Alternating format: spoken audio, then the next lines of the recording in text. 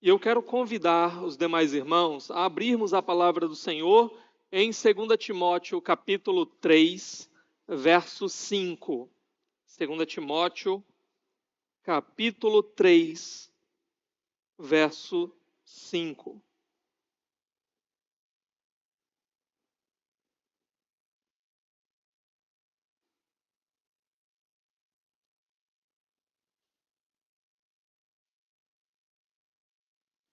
Diz assim a palavra do nosso Deus: tendo aparência de piedade, mas negando o seu poder, afaste-se desses também. Até aqui, vamos orar mais uma vez. Senhor, obrigado, porque mais uma vez podemos estar aqui para ouvir a Tua palavra. Abre os nossos ouvidos, mas abre também o nosso coração. Remove tudo aquilo que nos distraia de ouvir a Tua voz. E que possamos estar atentos ao que o Senhor tem para nos dizer. Que possamos receber como algo precioso, como de fato é a Tua palavra. Que possamos, ó Deus, responder de uma maneira que Te agrada às verdades que vamos ouvir.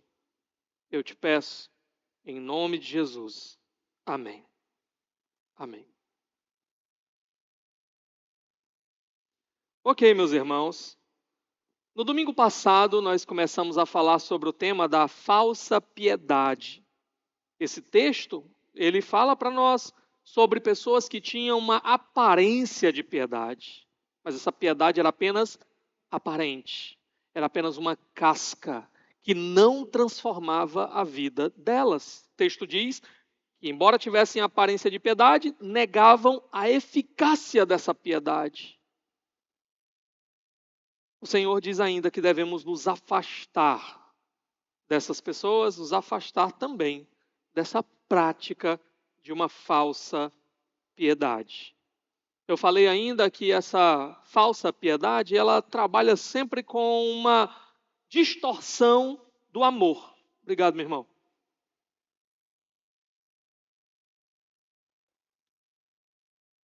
Nós vimos, por exemplo, o legalismo, que é a tentativa de comprar o amor de Deus. Eu vou fazer estas coisas, eu vou seguir essas regras para obrigar Deus a fazer o que eu quero. Se eu estiver fazendo tudo certinho, então Deus agora é obrigado a fazer aquilo que eu quero. Nós falamos do emocionalismo, que seria a ideia do amor não compreendido. Eu não busco entender o que Deus quer de fato, o que a palavra de Deus ensina de fato. Eu me contento apenas em sentir alguma coisa e eu vou guiando a minha vida através dos meus sentimentos. Eu vou tomando decisões e julgando as coisas com base naquilo que eu estou sentindo. Hoje eu quero apresentar para vocês, se der tempo, outras 3 distorções da piedade. Outras 3 distorções também desse amor, tá? E a primeira delas que eu quero apresentar hoje é o intelectualismo. Eu até mencionei rapidamente no final da mensagem do domingo passado. E hoje eu quero trabalhar com vocês melhor esse tema, tá? O que é o intelectualismo? É o amor não experimentado. É o amor desprovido de uma experiência real. É o amor meramente intelectualizado, compreendido apenas com as nossas faculdades mentais. Tudo se resume nessa visão a uma compreensão correta da verdade. Se eu estou entendendo a verdade, isso é suficiente, nada mais importa. Isso parece muito com uma antiga heresia na história da igreja, chamada de gnosticismo. O que era o gnosticismo? Essa palavra vem de uma palavra grega chamada gnose, que significa conhecimento. E era a ideia de que algumas pessoas iluminadas tinham acesso a um conhecimento que outras pessoas não tinham. E se você tivesse acesso a esse conhecimento, isso era suficiente para a sua salvação. Então o gnosticismo pregava uma salvação através do conhecimento. Olha só, basta eu conhecer essas verdades secretas, profundas, e eu estou garantido. Está tudo certo com a minha vida. Irmãos, nada mais falso. Nada mais falso. Na verdade, a palavra de Deus nos ensina que a verdade ela precisa sim encontrar lugar na nossa mente. A gente precisa compreender a verdade. Como é que nós vamos ensinar ou viver algo que a gente não entende? Precisamos compreender a verdade. Mas essa visão ensina que a verdade não precisa chegar no coração.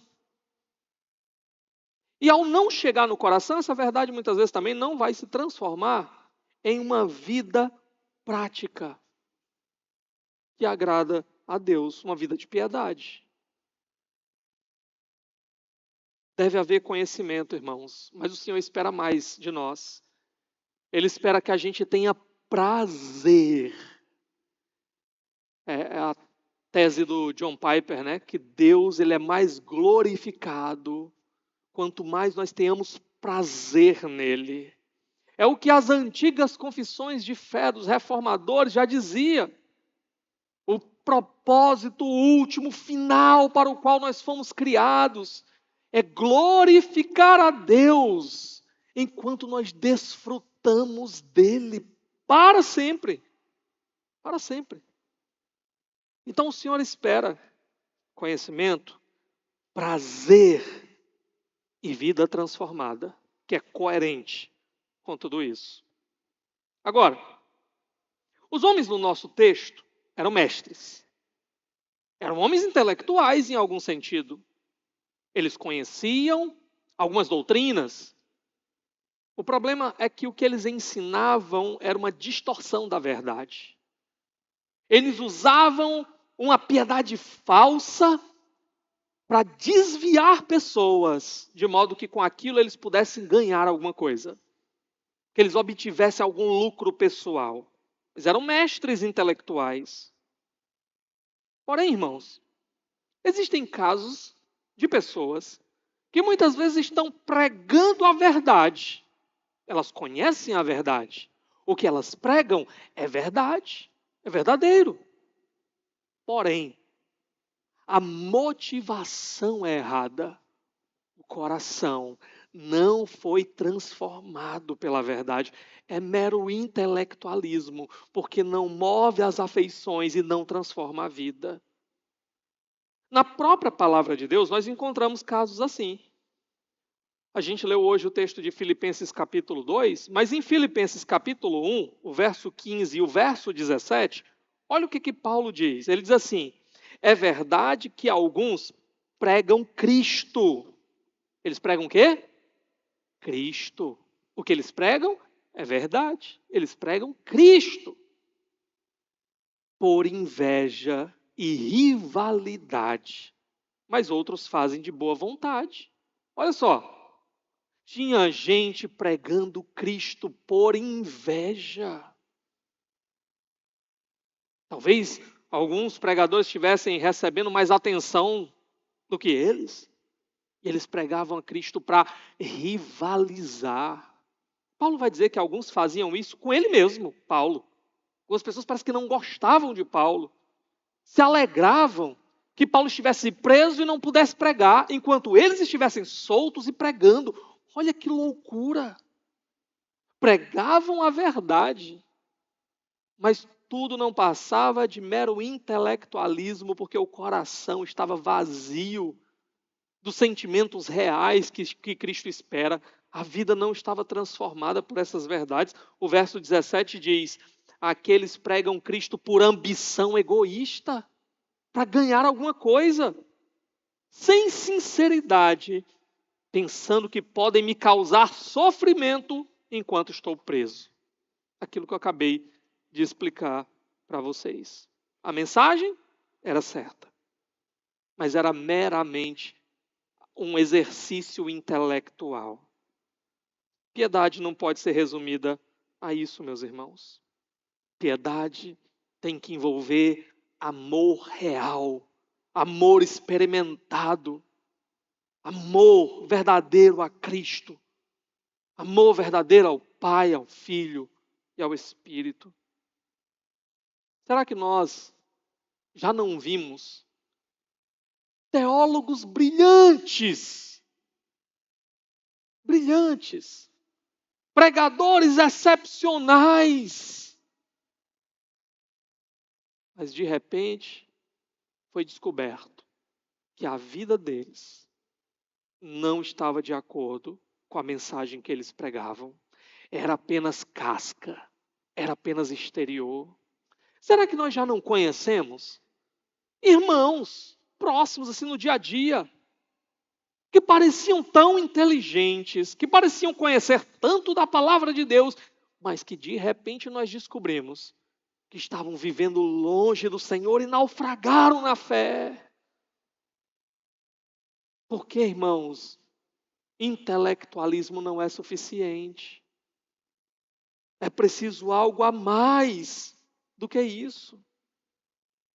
Tiago fala na sua carta de alguns que eram apenas ouvintes, mas não praticantes da palavra.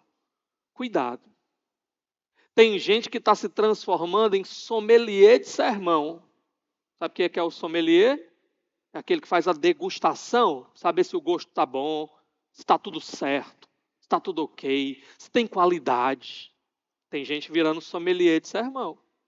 Deixa eu ver aqui, na hora, aquele detalhe que o pastor falou, aquela parte ali, aquele outro momento, ali, mas não está dando uma resposta à pregação. Tiago falou o quê? Ouvintes, mas não praticantes, e a gente não pode se transformar nisso. Não adianta você vir para cá, você entender a pregação todinha, você fazer até acréscimos, né? Pastor, queria só acrescentar um detalhe daquilo que o senhor falou. Se o senhor pudesse complementar com isso, teria ficado ainda melhor. Olha só. Pastor, eu queria só fazer uma correção aqui. Tudo bem, e a gente pode fazer isso. Mas se parar nisso daí, irmão, domingo após domingo eu tenho pregado. Se você sair daqui apenas com novas informações, mas a sua vida não mudar, está sendo em vão. Você está virando apenas ouvinte e não praticante da verdade. Isso tem que entrar no seu coração. Isso tem que mudar a sua vida, o seu dia a dia.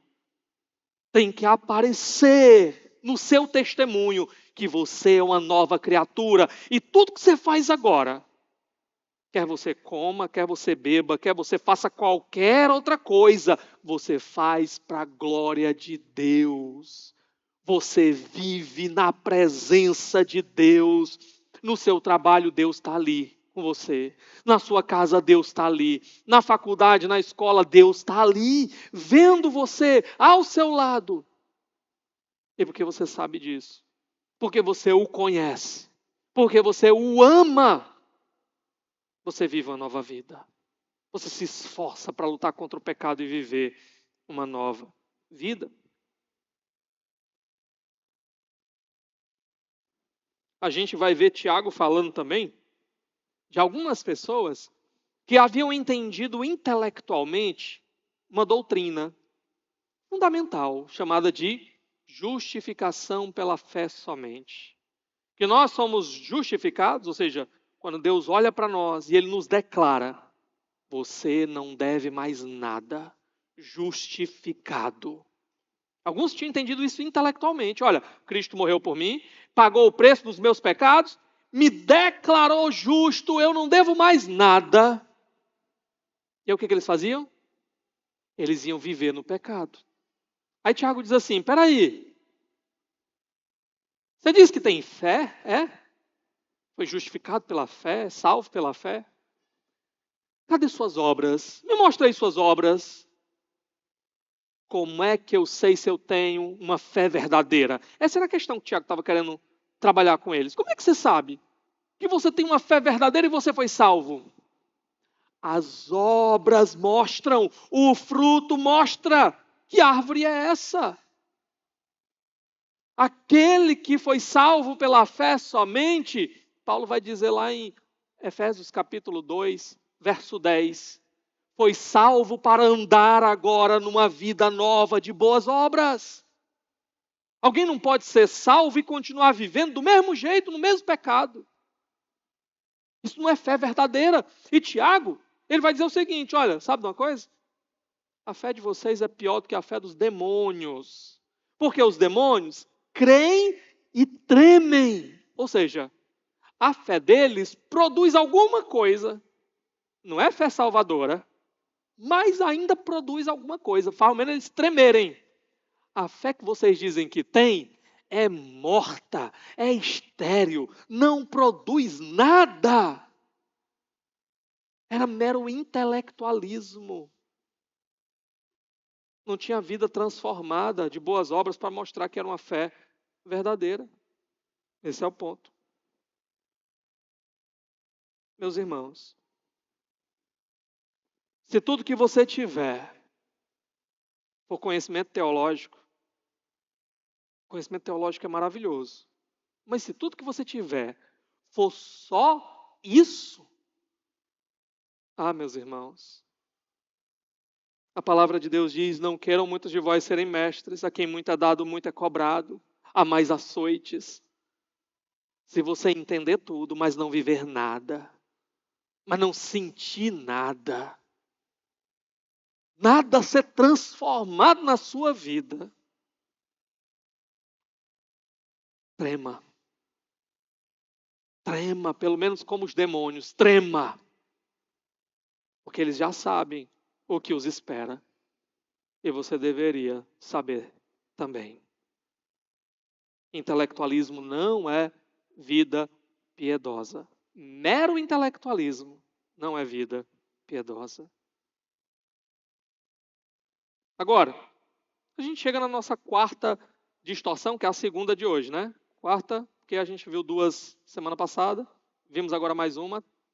Chegamos então na quarta distorção da piedade, segunda de hoje, que é o individualismo.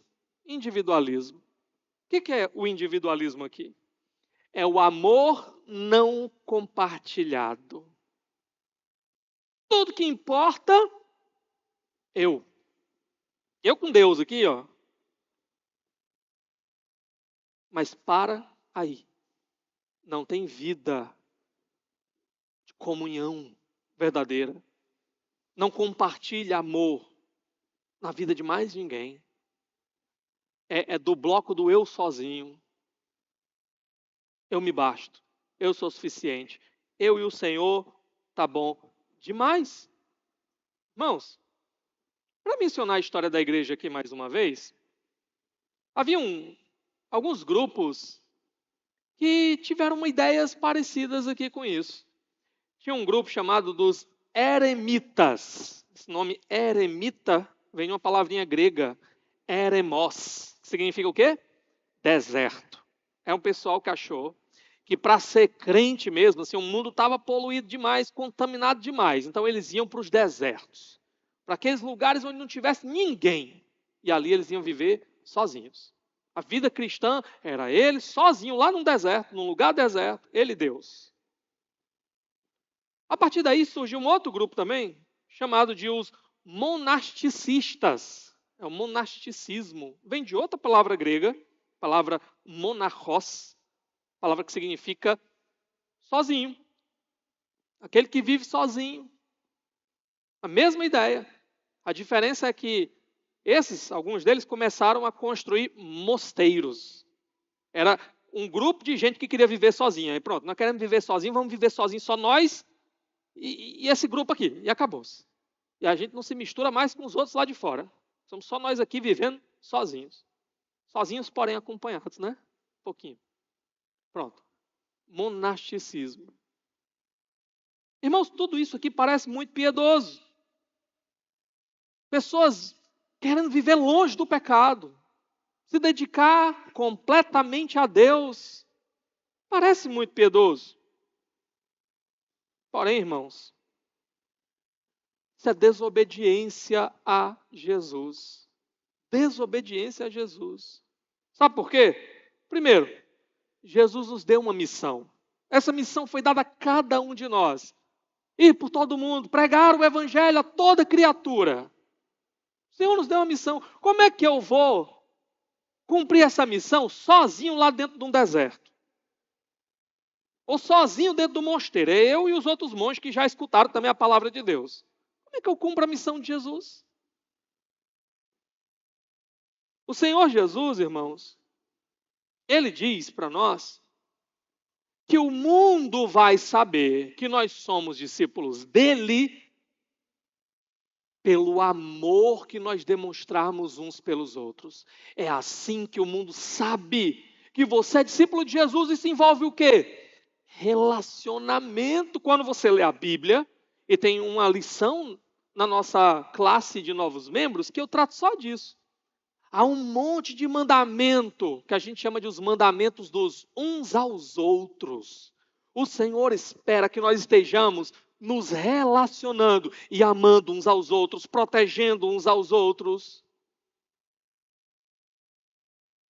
encorajando uns aos outros. Isso aí, irmãos, não dá para fazer EAD. Eu vou ser crente, mas vou ser um crente EAD. Eu vou ser crente, eu vou ser membro online. Estou inventando esses negócios agora, né? Sou membro online.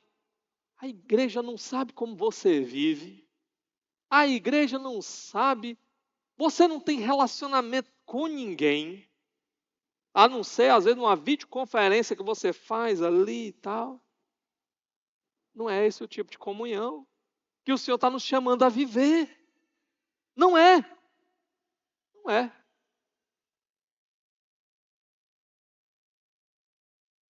Jesus, Ele não orou para nos tirar do mundo. A oração dele ao Pai não foi essa. Pelo contrário, ele diz: Pai, eu não peço que os tires do mundo. Eu peço que o Senhor os livre do maligno. A oração de Jesus é para que a gente continue nesse mundo, mas não no pecado desse mundo. A gente continue como uma lâmpada, como um farol, luz no meio das trevas, como sal nesse mundo. O Senhor não nos chamou para vivermos uma vida cristã, carreira solo. Agora, só eu e o Senhor, e isso basta. Não. Jesus nos salva para fazer parte de um povo, para fazermos parte do corpo de Cristo, que é a igreja, que é o povo dele, e nos comprometermos uns com os outros. Chorar com os que choram, se alegrar com os que se alegram, levar as cargas uns dos outros. Hoje em dia, tem algumas pessoas que se identificam como desigrejadas. Já ouviu falar, né? Pronto. Eu sou crente, mas sem a igreja. Olha só, né? Eu amo Jesus, só que tem um povo ali que... Esse povo é que eu tenho problema com ele. Eu tenho uma surpresa para você. A palavra de Deus diz assim, ó. Aquele que diz que ama a Deus, a quem não vê, e diz que e não ama o seu irmão a quem vê, o que essa pessoa está fazendo? Ela está mentindo.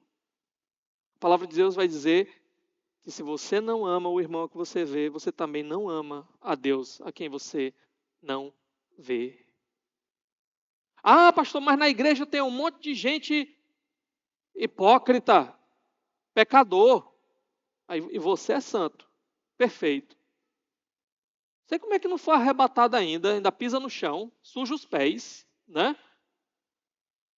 Pois é, a igreja é uma comunidade de pecadores. Tem lugar para mais um pecador, que é você. A igreja é uma comunidade de pecadores, mas pecadores que estão agora, porque foram alcançados por Jesus, lutando contra o pecado e buscando viver uma nova vida, a vida que Ele nos deu. E essa vida, ela é vivida e ela é experimentada nesse relacionamento dos uns com os outros. Eu sou a igreja. Não, está errado. Qual é o texto que diz aqui? Qual é o texto que mostra alguém dizendo, eu sou a igreja? Nós somos a igreja, porque a igreja é coletivo. O que significa a palavra igreja? Eclesia. Significa assembleia, reunião. É isso que significa. Eu já falei tantas vezes aqui, não é? Que não dá para fazer reunião de você com você sozinho, com você mesmo. Não dá. Pelo menos eu não conheço essa experiência. Vou criar 2 contas, vou fazer uma reunião online comigo mesmo, né? Eu abro lá 2 contas, aí transmito lá no Meet, aí vou ficar olhando para mim lá na tela. Olá, comigo mesmo. Chegamos para a nossa reunião, né? Reunião comigo mesmo. Quais vão ser as pautas comigo mesmo, né? Você está maluco se você fizer isso. Pode internar agora. Saia daqui e já procure o CAPS. Não sei se é aberto não, né? Mas procure, dê um jeito de você se internar o quanto antes. Igreja, reunião. Reunião daqueles pecadores que foram alcançados pela graça de Jesus e que creem em Cristo e que agora estão vivendo juntos, adorando juntos, lutando por essa nova vida que o Senhor nos dá. A piedade, ela se revela nesse ajuntamento, onde nós cantamos juntos, onde nós aprendemos juntos, onde nós também temos conversas difíceis uns com os outros.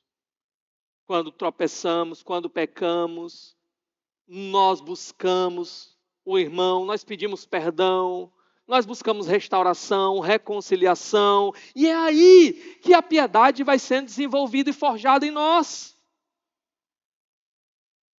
Nós encorajamos o fraco. É essa vida que o Senhor espera de nós, sabe? O Senhor não está nem aí para quanto dinheiro você vai ganhar nesse mundo. O Senhor não está nem aí para quantos restaurantes você vai conhecer. Quantas vezes você vai no cinema. Quantas roupas você tem no seu closet, né? Quantos sapatos você tem. O Senhor não está nem aí. O que o Senhor quer é que você, semana após semana, esteja se reunindo com o povo dele, para adorar a ele, para buscar a ele, para desfrutar da presença dele, para orar uns pelos outros, para juntos anunciarmos a Cristo Jesus, para juntos recebermos encorajamento, para lá na nossa família, na nossa faculdade, no nosso trabalho, seja lá onde for, nós falarmos desse Cristo maravilhoso que nos alcançou, porque o tempo aqui é curto, irmãos. A nossa vida passa rápido. E nós muitas vezes estamos perdendo com coisas banais, jogando fora em coisas banais. O Senhor te criou para Ele, para fazer parte desse povo que o celebra, que o adora e que proclama o Senhor até que Ele venha. O Senhor não te criou para viver sozinho. Já em Gênesis ele diz, não é bom que o homem viva só.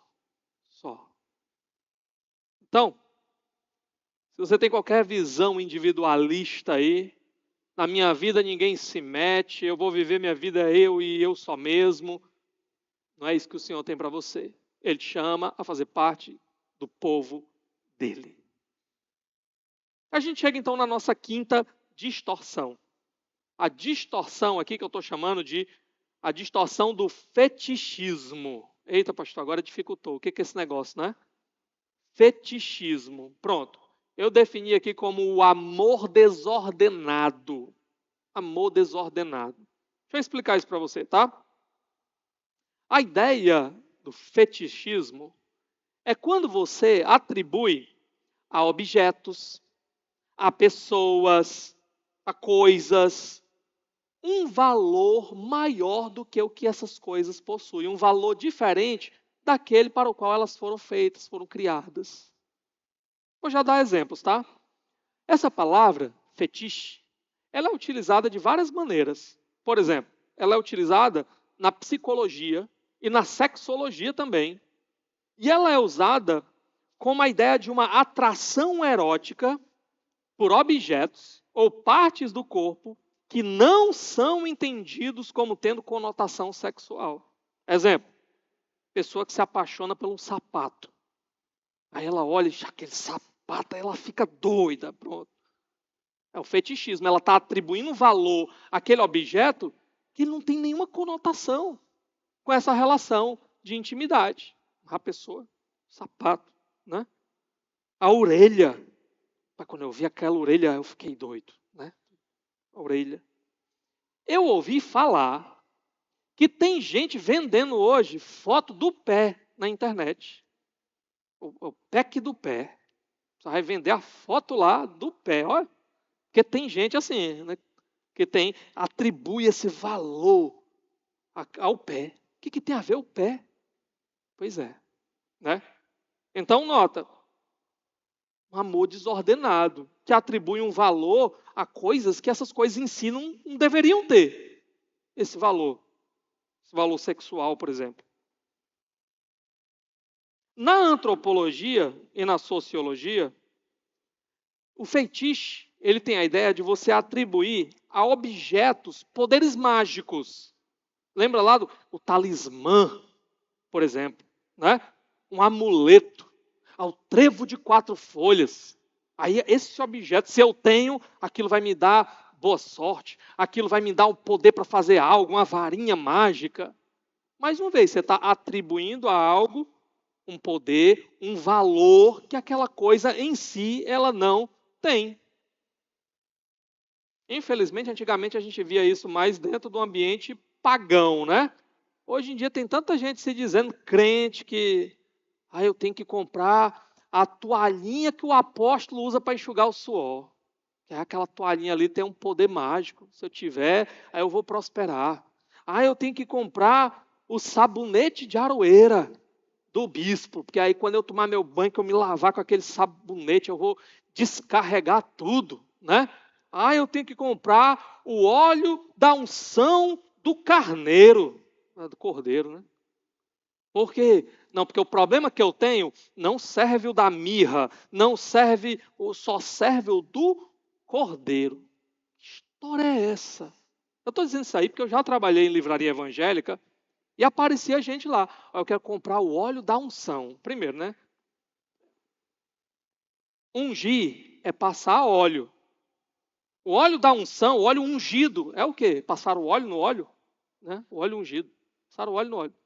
Mas aí, segundo, aí chegava a pessoa lá, tem óleo da unção? Tem, lá na loja vendia. Aí tinha lá, um bocado de frasquinha, cada um tinha um nome diferente, uma cor diferente. O meu pastor disse que eu tinha que comprar o óleo do não sei o quê. Nem me lembro mais os nomes, era tanto nome. Ixi, irmão, tá faltando. Mas não pode ser isso. Não, ele disse que tem que ser aquele, que se não for aquele, não dá certo. Sabe meu nome disso? Mandinga Gospel. Boa Cumba. Pode chamar assim também, né? Boa Cumba. É isso aí. Isso é fetiche. Estamos atribuindo a objetos um valor que eles não possuem. Ok? Na economia, teve um sujeito chamado Karl Marx, que também usou essa expressão fetiche como uma crítica à atribuição de valor a mercadorias sem levar em consideração o valor do trabalho. Então, a pessoa que só olhava para a mercadoria, valorizava a mercadoria, mas descartava o valor do trabalho para a confecção daquela mercadoria. Então ele dizia, é um fetiche, nós estamos atribuindo a essa mercadoria um valor maior do que o que ela deveria ter, porque estamos desprezando também o valor do trabalho. Então nota que a palavra fetiche é usada dessas várias maneiras, atribuindo um valor maior do que o que deveria ser as coisas, pessoas, enfim. Nós poderíamos dizer que o feitiço, no sentido religioso que nós vamos usar aqui, ele estaria ligado à ideia de idolatria. É você atribuir um valor a algo ou alguém maior do que o que você atribui ao próprio Deus. É você amar a algo ou alguém mais do que você deveria. E amar mais do que o que você ama ao próprio Deus. O Senhor Jesus disse que se você amar mais qualquer pessoa, até as pessoas mais importantes para você, pai, mãe, esposa, filhos, mais do que a Ele, se você amar os bens mais do que a Ele, se você amar sua própria vida mais do que a Ele diz, você não pode ser meu discípulo. 3 vezes ele diz isso, lá no finalzinho de Lucas capítulo 14. Então, irmãos, o fetichismo que eu estou tratando com vocês aqui é esse amor desordenado, que ama pessoas ou coisas mais do que a Deus, que atribui um valor às pessoas, coisas, objetos, e colocam essas coisas, essas pessoas no lugar de Deus. Isso é pecado, é idolatria. Seu amor precisa ser corrigido porque está desordenado. Aqui no nosso texto, por exemplo, esses homens que tinham aparência de piedade, parecia que eles eram piedosos. Quando a gente vai olhar em 1 Timóteo capítulo 6, verso 1, por exemplo, vai dizer que eles usavam a piedade como fonte de lucro. Eles amavam mais o que eles podiam ganhar do que de fato a Deus. Eles não viviam a piedade para agradar a Deus. Eles usavam coisas que pareciam piedosas como uma casca, como uma moeda de troca, para eles arrancarem benefícios para si, dinheiro, prestígio e coisas dessa natureza. Ainda 1 Timóteo capítulo 6, os versos de 9 a 10, diz assim, ó: mas os que querem ser ricos caem em tentação e em laço e em muitas concupiscências loucas e nocivas que submergem os homens na perdição e ruína, porque o amor do dinheiro é a raiz de toda espécie de males. E nessa cobiça alguns se desviaram da fé e se traspassaram a si mesmos com muitas dores. O que esses homens amavam? O dinheiro, o amor ao dinheiro. O dinheiro em si mesmo não é mau, é necessário. Fazemos até a obra de Deus com dinheiro. Pagamos despesas para fazermos a obra do Senhor. Mas o problema é quando nós colocamos o dinheiro no lugar de Deus. E nós começamos a viver e a fazer as coisas, e é o nosso valor maior, a prioridade da nossa vida é a riqueza. Aqueles que querem ficar ricos, ele diz o quê? Cuidado, porque caem em muitas emboscadas, tá? Caem em tentações e em laço. Cuidado. Onde é que estava o coração desse pessoal aqui? Dinheiro. Não, em Deus. Onde é que está o seu amor? Qual é a prioridade da sua vida? O que tem lugar central na sua vida? Por isso você vive, por isso você morre. Você está pronto a perder tudo, você só não pode perder isso. Você investe o seu tempo, os seus esforços, o seu dinheiro para alcançar isso. O que é esse isso? É o seu amor. Qual é o objeto do seu amor? Se for qualquer coisa que não Deus, é fetichismo, é idolatria. Agora, outros colocam a carreira, um relacionamento. Posso perder tudo, mas esse relacionamento abandona a fé por causa dessas coisas. O conforto. Agora, como é que as pessoas podem fazer tudo isso? Amar dinheiro, amar um relacionamento, uma pessoa, amar uma carreira, amar tudo isso mais do que a Deus e ainda assim ter uma aparência de piedade. Como é? Eu vou dizer para você, tá? Nunca subestime a capacidade dos pecadores de inventarem uma linguagem piedosa para usarem como desculpas para continuar nos seus pecados. Nunca subestime. Pecador é expert de inventar desculpas que parecem piedosas para continuar nos seus pecados, para justificar os seus pecados. O pecador está lá, ó, se desgastando correndo atrás do dinheiro, porque ama o dinheiro. E aí você chega assim e diz assim, mas não, isso não é um problema na sua vida, não? Ele diz, não, que é isso? Que eu amo mesmo é Deus. Ele negligenciou tudo. Tem tempo mais para ler palavra, para orar, não buscar o Senhor. Para a igreja, vai quando dá, porque o importante é ganhar dinheiro. Não, mas o Senhor... Eu botei até no meu carro o adesivo atrás. Ó, foi Deus que me deu. O Senhor é que é a prioridade da minha vida. Mas sabe de uma coisa, irmão? É porque eu preciso ser uma pessoa responsável. Olha, que linguagem piedosa, que linguagem bonita. Sabe, tudo isso que eu faço é somente porque eu tenho que ser uma pessoa responsável, tenho que dar um bom testemunho, tenho que cuidar da minha família, né? Quando no final das contas, a verdade é porque é avarento. Eu estou dando um exemplo aqui, tá? Já vi pessoas assim, avarentas, trocavam as coisas de Deus por tudo. Mas no final, uma linguagem piedosa, piedosa. Eu me desgasto muito porque eu sou uma pessoa que tudo que eu vou fazer, eu tenho que fazer bem feito. Olha que linguagem piedosa, né? É zelo. Sou perfeccionista. Linguagem bonita. Muitas vezes o que está por trás, na verdade, é apenas um coração vaidoso, é um coração ambicioso que quer receber aplausos. Pastor, eu preciso me dedicar muito à minha família. Família que o Senhor me deu, o maior presente que o Senhor me deu. É algo valioso demais, pastor, eu tenho que me dedicar à minha família. Verdade. Estão percebendo que sempre eu estou usando aqui uma linguagem piedosa de coisas que são verdadeiras.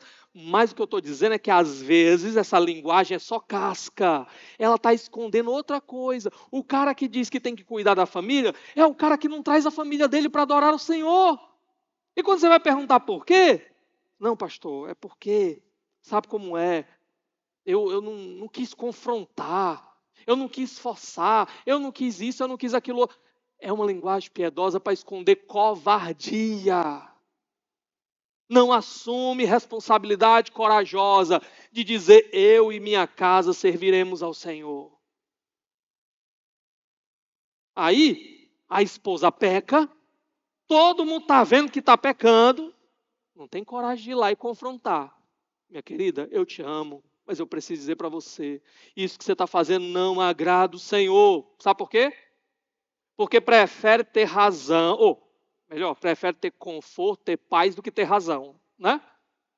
Eu não vou dizer nada não, porque depois quem vai ter que ouvir a noite todinha a briga lá em casa vai ser eu. Se acovarda e vê a esposa continuando, indo no caminho do pecado, ao invés de confrontar em amor, ao invés de cumprir o seu papel, porque não ama mais a Deus do que a sua paz. Ama mais a paz do que a Deus. Ama mais o seu conforto do que a sua própria esposa, porque deixar ela continuar na direção da destruição, do pecado. O filho virando bicho. Onde não tem lugar para o meu filho, também não tem lugar para mim. Quem é que está criando o filho? A criança às vezes não tem culpa. É criança. Ela precisa de instrução. Mas aí a criança sem disciplina envergonha a mãe, envergonha o pai. Provérbios diz isso. E aí você deixa a sua criança, porque para você é mais confortável, porque você não quer ter o trabalho de ter que repreender, de ter que ensinar, que é um trabalho exaustivo, cansativo, de novo, de novo, de novo, vem cá, vem cá, vem cá, não faz isso, está errado, fica aqui perto de mim, segura a minha mão. Você não quer ter esse trabalho. Aí você solta, aí a criança sai bagunçando tudo, quebrando tudo, fazendo zoada, virando bicho, e você ainda quer que os outros aceitem isso. Que os outros achem bonitinho. Que bonitinho, né? Vai ter gente que vai dar um sorriso amarelo para você. fingindo que não está vendo. E sabe quem é que está ficando ruim na história? A criança. A criança. E aí quando diz assim, fulano de tal vem aqui, e o menino vem também, misericórdia. O menino esconde aquilo ali, tranca aquilo ali, fecha aquilo ali. Vamos fazer a reunião lá fora, né? Por que você está sendo omisso? Porque você ama mais o seu conforto do que o seu filho. Você deixa ele se destruir. Você deixa ele se tornar uma criança feia, desagradável. Porque você prefere ficar lá, no seu conforto, fingindo que não está vendo. Está amando a sua criança? Está amando a Deus, que te colocou responsabilidade para guiar a tua família, teus filhos? Não está. Não está. Está selecionando o seu conforto, colocando num pedestal maior do que o que ele deveria ter. Isso é fetichismo. Irmãos, eu escrevi até um texto esses dias, né? Eu fui comemorar o aniversário da Aline, a gente fez uma viagem curta aqui. E na estrada eu vendo o pessoal passando de bicicleta. Isso era cedo de manhã. E quando a gente estava voltando, por volta quase meio-dia, ainda tinha gente lá. Só o miserável. Eu louvando a Deus que eu estava com ar-condicionado. E o povo lá na bicicleta, ó. Correndo, correndo. Tem algum problema nisso aí? Tem não. Maravilha você praticar esporte, né? Mas o pior é que eu já vi gente trocando Deus pela turma do pedal, né? A turma do pedal, né? Que eu falo agora. Pela turma da corrida. Só não tem coragem para vir para o culto uma vez na semana. Vou ser sincero. Eu não. Mas para sair correndo daqui até o Maranguape e voltar, solta que a pessoa vai, né? Onde é que está o coração? Onde é que está o coração? É no Senhor? Não. Outras coisas têm sido valorizadas mais do que a Deus. E tudo isso feito muitas vezes com linguagem piedosa. Você vai ouvir gente por aí, tem agora a teologia queer. Sabe qual é a teologia queer? É aquela que diz assim, ó, toda forma de amar. Nós abraçamos e encorajamos toda forma de amar. O que a Bíblia fala sobre isso? Mas quando você vai tentar mostrar o que a Bíblia fala sobre isso, a pessoa diz, não, você é intolerante. Né? Você é mau. Nós não, nós somos a turma do bem, porque nós amamos. Amamos todo mundo, menos você que é intolerante. Respeitamos todo mundo, menos você que crê nesse negócio de Bíblia. Né?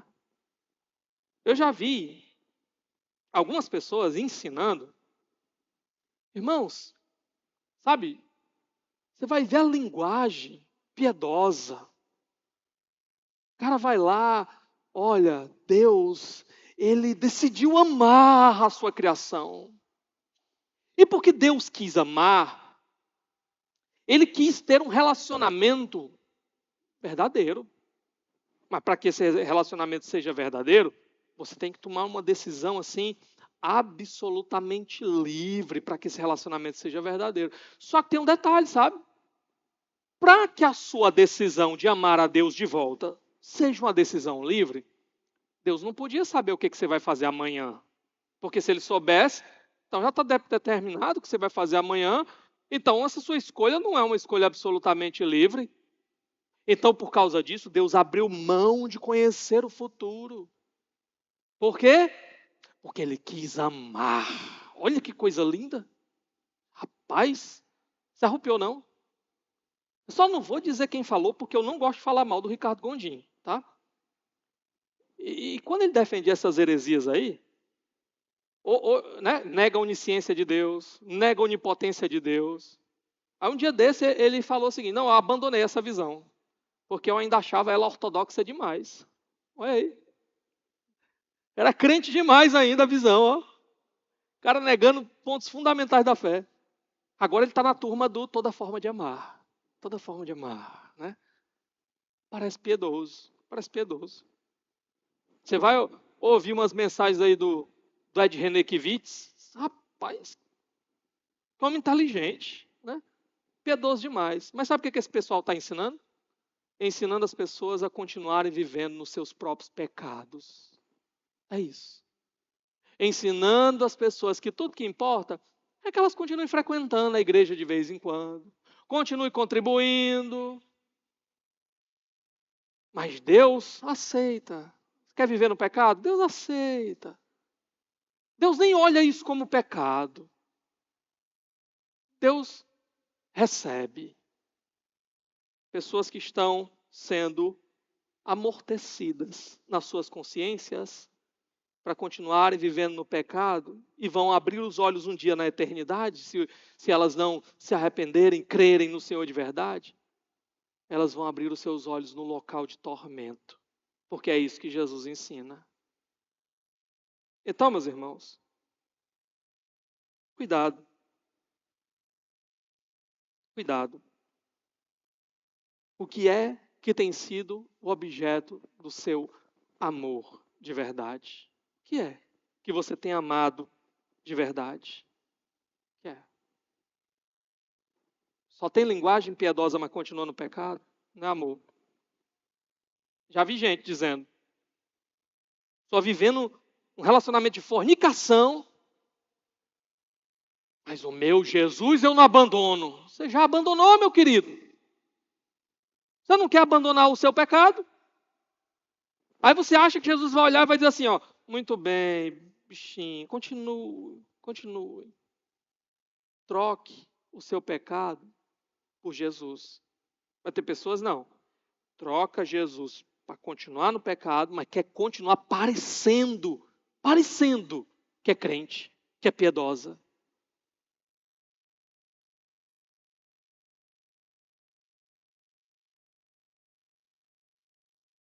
Que lugar Jesus tem tido na sua vida? Ele realmente é o centro da sua vida? A prioridade da sua vida? Como é que eu sei, pastor? Qual é o valor que você dá a Jesus? Qual é o valor que você dá ao relacionamento com Jesus? Pergunte o seguinte, o que é que você está disposto a perder por causa dele? E aí? O que é que você está disposto a perder por causa de Jesus? Está disposto a perder dinheiro? Está disposto a perder sua casa? Está disposto a perder aquelas pessoas que você mais ama? Está disposto a perder a sua própria vida por ele? Se a resposta for não, então Jesus ainda não é o maior amor da sua vida. Então, mais uma vez eu repito, ele diz para você, você não pode ser meu discípulo. Jesus não está interessado em multidão. No dia que ele disse isso, era uma multidão que estava vindo atrás dele. Ele olhou para aquela multidão e disse, se você não me amar mais do que sua própria vida, você não pode ser meu discípulo. Um dia, as multidões começaram a ir embora e deixar Jesus sozinho lá. O discurso dele foi muito duro hoje. Ele não chamou os apóstolos, Pedro, Paulo. Paulo nem estava lá ainda, né? Pedro, João, Mateus. Disse assim, ei, corre lá, fala com o pessoal lá. Diz assim para eles assim, ó. Hoje a pregação foi exortação. Mas amanhã Jesus vai fazer umas dinâmicas. Amanhã Jesus ele vai contar umas histórias engraçadas. O sermão de amanhã vai ser legal, viu? Então assim, vem amanhã. Não é todo dia assim não a pregação. Jesus olhou para eles e disse assim, e vocês? Não querem também não? Querem ir embora também não? Qual foi a resposta deles? Para onde nós iremos, Senhor? Se só Tu tens as palavras de vida eterna. Esse pessoal que ficou com Jesus é o mesmo pessoal que terminou morto, transpassado por lança, crucificado de cabeça para baixo, decapitado por amor a Jesus. Não contaram suas vidas como preciosas, mas Jesus era mais valioso. Jesus era mais digno do amor deles do que qualquer outra coisa. Jesus tem sido digno do seu amor? Como é que eu descubro a minha prioridade? Alguém já disse assim, ó, aquilo com que você gasta o seu tempo e o seu dinheiro, é isso que você valoriza. E aí? Está pronto a gastar tempo com Jesus? Está pronto a investir tempo nas coisas do reino de Deus? E aí? Pastor, se não for para acordar cedo, pode contar comigo, né? Pastor, se não for algo que vai levar assim, muito tempo, pastor, se não tiver um negócio mais importante para eu fazer, mais interessante, aí eu venho. Aí eu venho. Jesus não é prioridade. Jesus não é o maior amor, se essa é a sua atitude. Pastor, tá bom, eu venho. Agora sim, pastor, só não me peça para eu botar a mão no meu bolso, né? Esse negócio de dízimo, oferta, essas coisas, não, isso aí eu não quero saber, não. Ok, você vai gastar com o quê? Os seus recursos que o Senhor deu para você? Então, isso com que você vai gastar é que é o seu verdadeiro amor, tá? Aqui na igreja nós não falamos muito sobre questões financeiras. Apenas quando a gente encontra algo na palavra de Deus que nos leva a isso, então nós tocamos esse assunto. Eu entendo que cada um tem que ser bem consciente do que a palavra de Deus diz e do que ela espera de cada um de nós. Então a gente não fica aqui. Tem muito canto aí que antes do momento do ofertório, né? Aí tem uma mini pregação para convencer o povo a ofertar. Não. Nós não vamos fazer falsas promessas para você. Dê tanto aqui para Jesus lhe dar o dobro. Não. O que nós dizemos é apenas uma coisa bem simples. O Senhor é o nosso dono. Tudo que temos vem dele. Quando nós damos alguma coisa, é das mãos dele que nós estamos devolvendo para ele. Nós, quando ofertamos na obra do Senhor, nós ofertamos por gratidão. Nós estamos dizendo assim, Senhor, muito obrigado. O Senhor tem sido tão bom, tem suprido todas as minhas necessidades e me dado condições até de ofertar na tua casa, Senhor. Obrigado. Eu quero continuar sendo um instrumento para ofertar na tua obra, para abençoar a vida de outras pessoas. Esse é o Espírito. Esse é o Espírito. Agora, quando eu nunca sou capaz de fazer isso, eu nunca sou capaz de ofertar, eu nunca me comprometo em dizimar, isso fala muito de onde está o meu coração. Será que realmente Jesus e o reino de Deus é a prioridade na minha vida mesmo? Eu tenho dinheiro para tudo. Todo final de semana, me procure. Você vai me encontrar lá na pizzaria, né? No restaurante. Mas eu nunca tenho condições de ofertar na obra do Senhor. É estranho. Será que Ele realmente é o primeiro lugar na sua vida? Eu quero terminar dizendo o seguinte para você. Primeiro, olhe para a cruz do Senhor. Olhe para a cruz que nós celebramos hoje na ceia aqui. E primeiro entenda. Entenda. Contra o emocionalismo, que só quer sentir alguma coisa. Entenda quem é Jesus. Entenda o que Ele fez naquela cruz por você. Entenda. Imagine a seguinte situação. Imagine que você casa com alguém. E você se desgasta para suprir as necessidades daquela pessoa. Para cuidar daquela pessoa. Para proteger aquela pessoa. Para amar aquela pessoa. Você trabalha e tudo que você tem é para zelar por aquela pessoa. E um dia, aquela pessoa pega os presentes que você dá e traz uma amante para atrair você na sua frente. Como é que você se sentiria? O que é que você pensaria? Olhe para a cruz. Sabe o que é a cruz? Cristo viu o teu pecado. Ele que te criou. Sem Ele, nada do que foi feito se fez. Ele te criou para Ele. Para um relacionamento de amor com Ele. Tudo que Ele fez foi cuidar de ti, foi suprir as tuas necessidades. Foi agir com bondade. Olhe para aquela cruz. Ele que só buscou o teu bem. Você não merecia nada. Mas Ele te criou para Ele, Ele quis entrar no relacionamento contigo.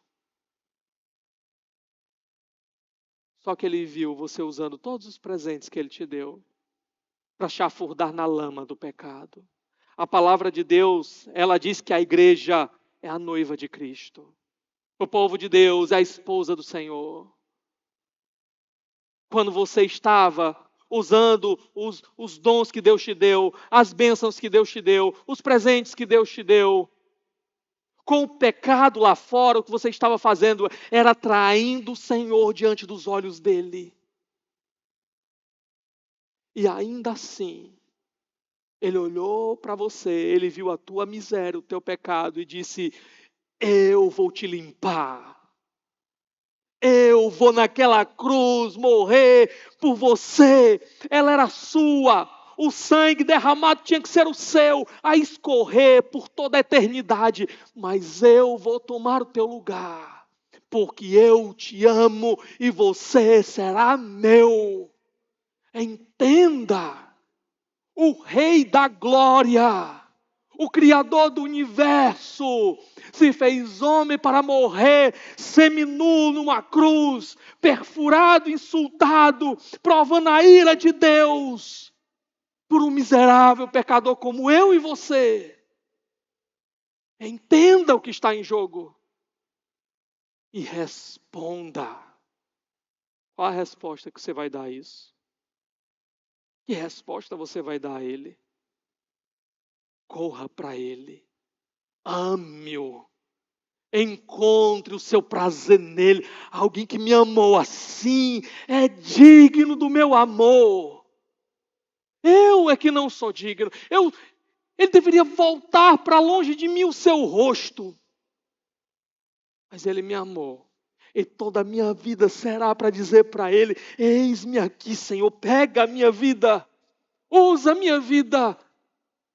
De um modo que o Senhor fique feliz. O Senhor não é a maior coisa que eu posso ter. O Senhor é tudo que eu posso ter. Tudo que eu preciso na vida, na morte, na eternidade. É aquele que morreu na cruz por mim. É o meu Cristo. Entenda, responda, ame. Lembre que você não pode comprar nada porque Ele não te deve nada. Tudo que você pode fazer é responder em amor a Ele. Entenda, Ele vale mais. Ele vale mais do que qualquer coisa que você possa imaginar.